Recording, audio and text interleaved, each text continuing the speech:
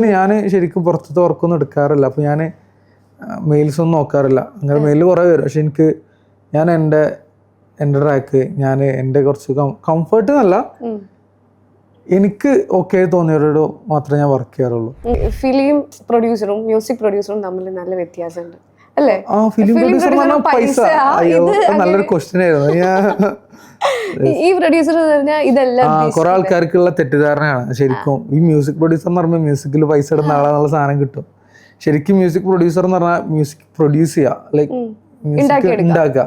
അതിൻ്റെ ഓരോ ഇപ്പോൾ ഒരു മ്യൂസിക്കിൽ കിക്ക്, സ്നെയർ, ഹൈ ഹാറ്റ്, അതിൽ വേറെ വരുന്ന ഇൻഫ്ലുവൻസ് ആണെങ്കിലും ബേസ് ലൈൻസ് ഒക്കെ ഉണ്ടാക്കുന്ന ഒരാളാണ് പ്രൊഡ്യൂസർ. അറേഞ്ച് ചെയ്യുന്ന അറേഞ്ച് ചെയ്യുന്ന വേറെ ആൾക്കും ചെയ്യാം. പക്ഷെ പ്രൊഡ്യൂസർ എന്ന് പറഞ്ഞാൽ അതൊക്കെ ക്രിയേറ്റ് ചെയ്യുന്ന ഒരാളാണ്. അതിന്റെ എല്ലാം ചിലപ്പോൾ സൗണ്ട് ഡിസൈൻ ചെയ്തിട്ട് അങ്ങനെ ക്രിയേറ്റ് കുറെ പരിപാടി ഉണ്ട്, കുറച്ച് പണികൾ. ഇപ്പൊ ഈ കുറെ സിംഗേഴ്സ് ഒക്കെ നമ്മളെ സമീപിക്കാറുണ്ടോ? ഇങ്ങനെ എന്തെങ്കിലും വർക്ക് അങ്ങനെയൊക്കെ വരാറുണ്ടോ?